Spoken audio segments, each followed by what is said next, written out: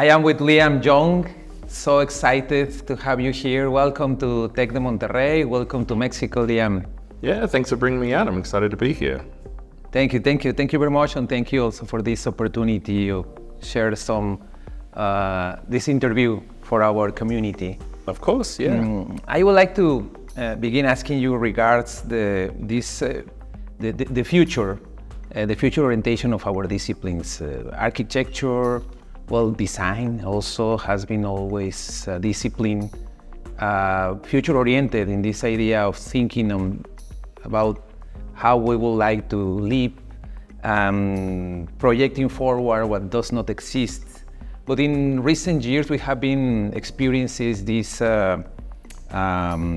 effervescence, this awareness on practices which have greater length in time, thinking decades ahead.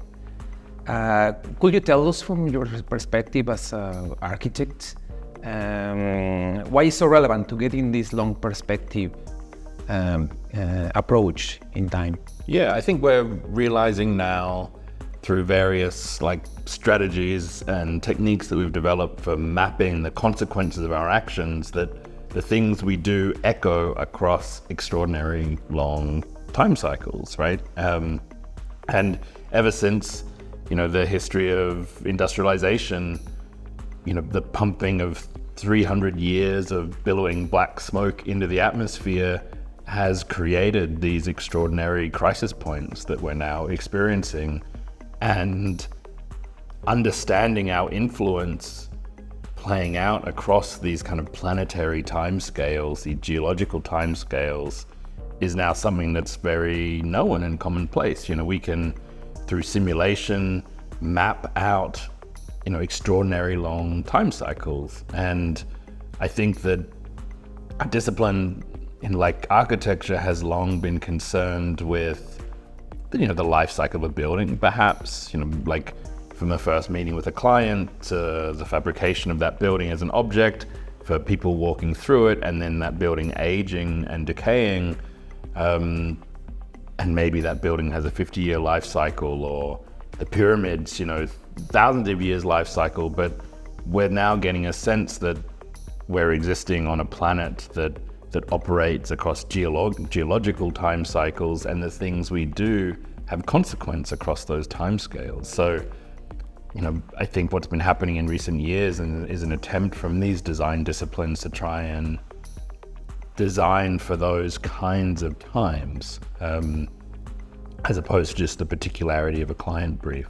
What does it mean to specify a material that isn't based on the particularities of how that material might look in a photograph, or to the touch of the one owner that's going to experience it in the next 5-10 years, but what does that material mean across a planetary time cycle? What is the role of that material in the archaeological record? So even though a lot of our culture in the context of digitality and social media has become more and more sped up, I think we're aware of the consequences of what we do at much longer and longer time cycles. So we're in this strange moment where we watch a 15-second TikTok that goes viral and it's seen by millions and millions of people, and we also are having conversations about climate change, which is a grand planetary scale project that's going to be a design challenge for multiple generations. And I think that's a really unique challenge for the next generation of designers to deal with, is both ends of that time cycle spectrum.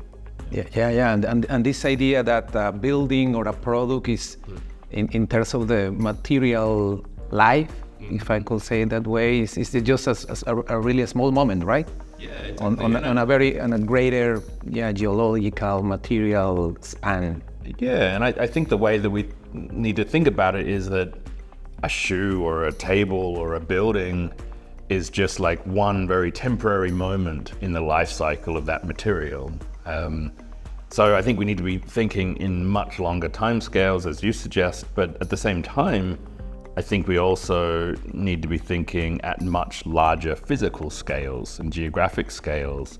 because with long time cycles also comes large scale planetary influence and consequences. So I would advocate for an expansion of design both in time and in space, and more specifically, something like a site plan is a drawing that architects typically work with, right? A site plan most often represents the extent of that design problem.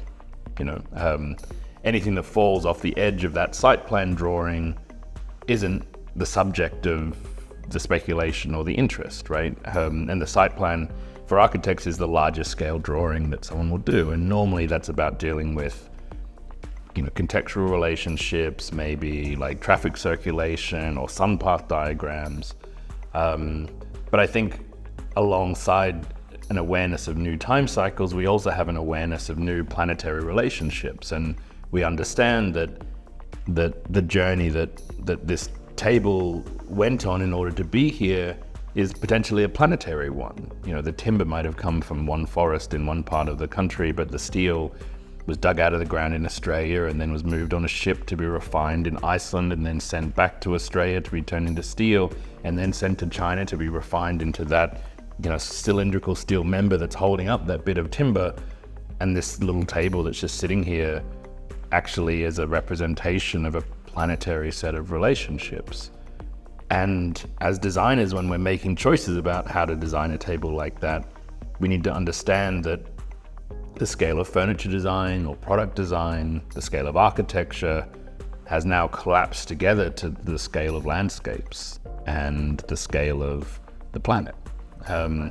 So starting to think about and throwing away the site plan drawing and starting to think that nothing exists on a single point on a map anymore. Everything is a complex object tied into a global network of relationships, material flows, economic flows, and cultural systems, and trying to design things that sit within that complexity and acknowledges that complexity and works with it and tries to engineer it in ways that are productive. That's the project of the next generation of design. Thank you, Liam. And regarding the next generation and the discipline and its practices, you have mentioned it in other interviews that there is too much talent, architecture talent. I think you mentioned it is wasted nowadays. So what could you recommend to our academic community, mainly to our students that are the next generation architects, designers, artists, to not waste their talent? Yeah, I mean, I've often said that, and this is not specific to architecture, but a lot of fields of design are very much tied to capital, to finance, right? Like a building is a very expensive object to bring into the world. And typically architects, therefore, are in the service of those with the power and the resources to commission us to help design one of these buildings. So what we think of as the cutting edge, the avant-garde of the architecture discipline is so often in the service of, dictators and the mega rich, because they have the financial means to allow us to experiment. And I lament the fact that the education that we get as designers is really complex and rich, and we're able to work between culture and technology in a way. And it always seems to me a tragedy that extraordinary skill set and breadth of knowledge gets put to service to make some kind of iconic museum trophy in the Middle East for the mega rich. Whereas actually there are very few disciplines that come to a university like this and will do a class in philosophy and humanities, but then they'll also do a class in engineering and fabrication and a class in software and coding. Like that breadth of knowledge that a design student gets through the process of their education is really rare today. And we have this amazing potential then to deal with the magnitude of a lot of the problems that the world faces. So just making trophies for rich people seems, really unnecessary. And there are, architects and designers that will exist in that space, but I guess the challenge I would set to the younger generation is like, where can your skills be applied with the most capacity to affect change? What are the different industries? What are the different spaces? What are the different roles that you might take on that really help us to make better futures, not just to like make someone else more rich, So I think that's the challenge, but also that's the opportunity, because we do have this amazing skill set. So I'm interested in like someone that might go through architecture school, but rather than going in working for a big mega fancy international office, they might end up working in politics, or they might be an architect working embedded within a car company or a technology company. There might be an architect embedded in the film industry or in advertising. There might be an architect that transforms into a writer and an educator. So I'm really interested in these different roles that designers can take after graduation. And it's about finding new areas where we can provide influence. Yeah, influence for positive change, right? Exactly. Thank you very much.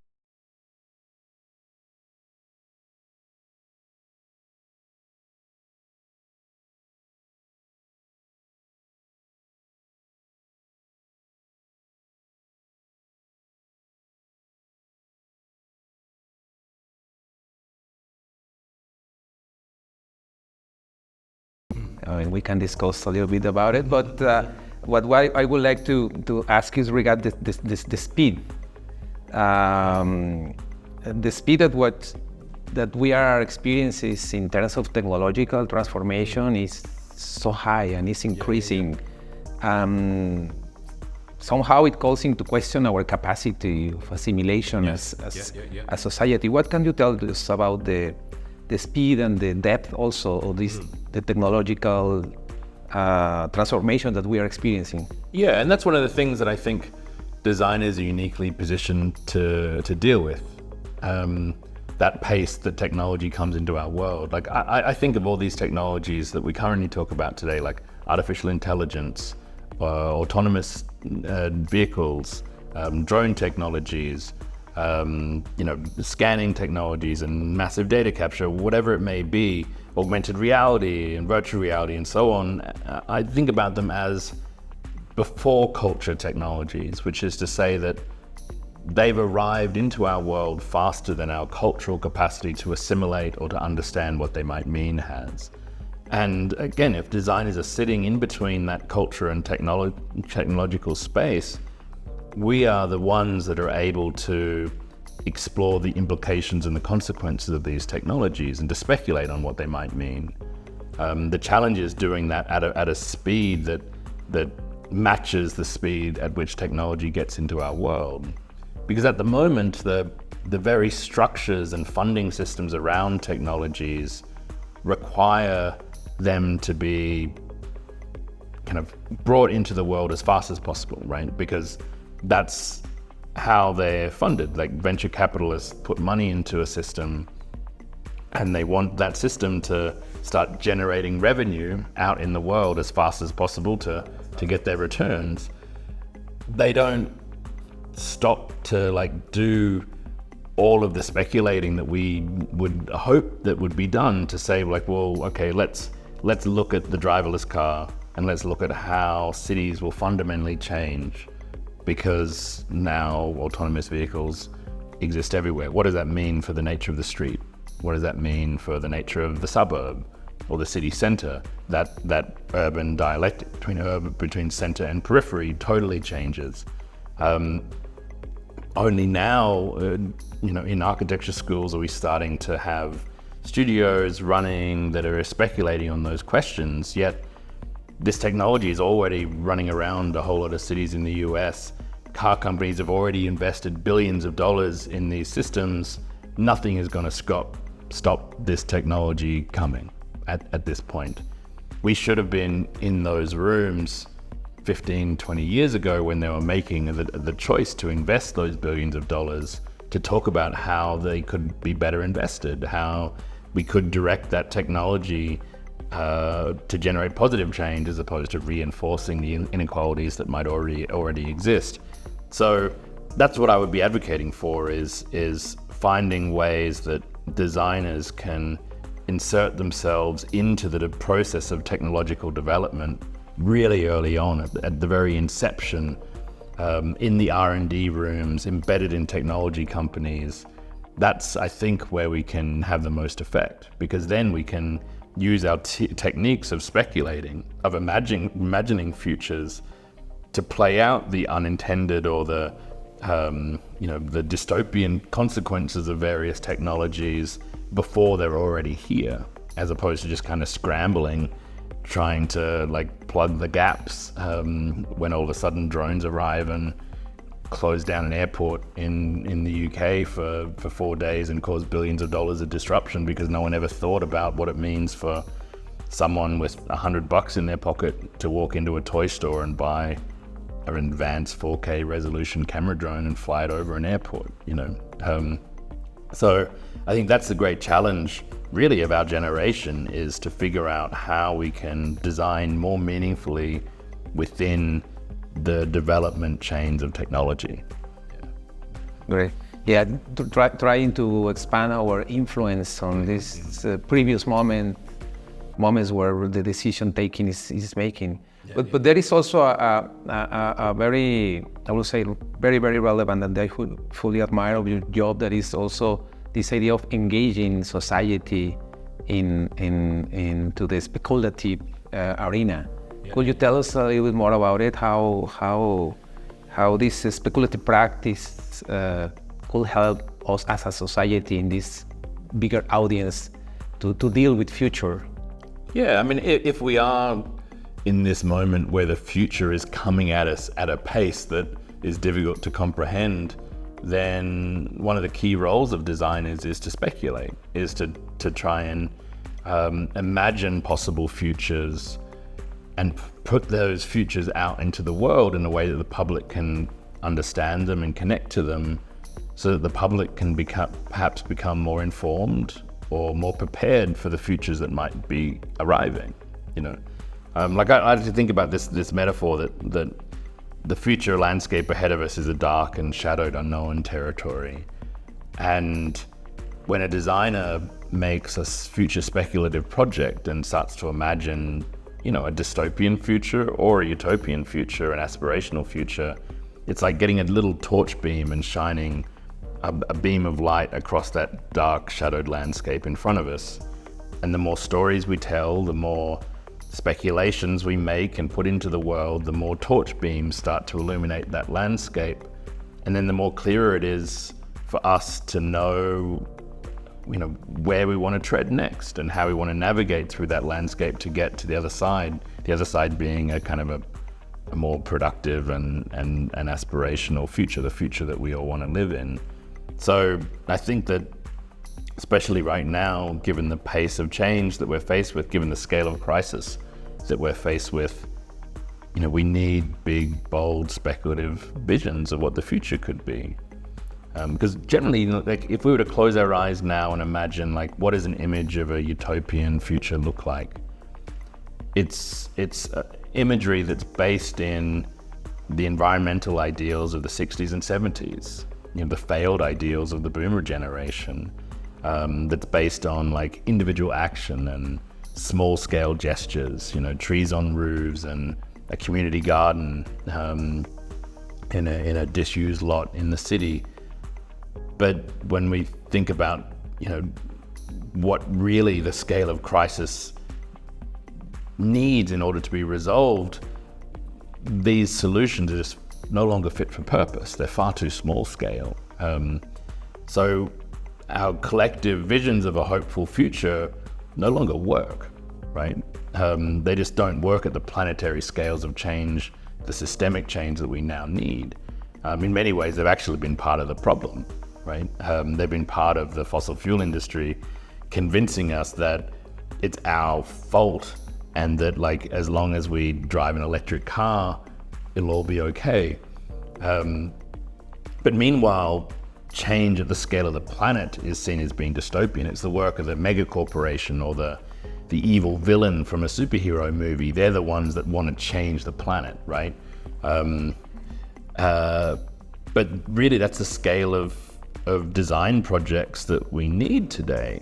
So a big part of my work right now is to create new planetary imaginaries, new speculations of a future that include solutions that actually are pragmatic and work at these scales, like a planetary network of carbon removal machines, or a planetary scale process of retreating and densifying our urban cities as a means to create space for nature to recover. Like these big multi-generational projects are really what's required. No longer like growing food in the way that we do, but growing food in efficient kind of vertical farm stacks. Like all of these things, when you see the visions of them, are quite challenging because they're not culturally what we expect a hopeful future to look like is. But that's the project of designers, I think, is to create these new viable visions of planetary scale, productive and hopeful futures, so the public can start to come around to them, so they won't resist the idea of buying a strawberry from an indoor vertical farm as opposed to an open field. They won't resist the idea of like building the world's largest solar farm or the world's largest field of wind turbines, because they know that that's actually what we need right now. So I think more than ever before, our generation needs to create these big visions of a future. Thank you very much, Liam. These recommendations of being a torch for the future, systemic change in a very larger views of the planet and not waste talent, I'm sure that are going to be very fruitful for our academic community. Thank you very much again for this interview or for visiting us here in Mexico. Great, thanks so much. Yeah, looking forward to it. Thank you very much.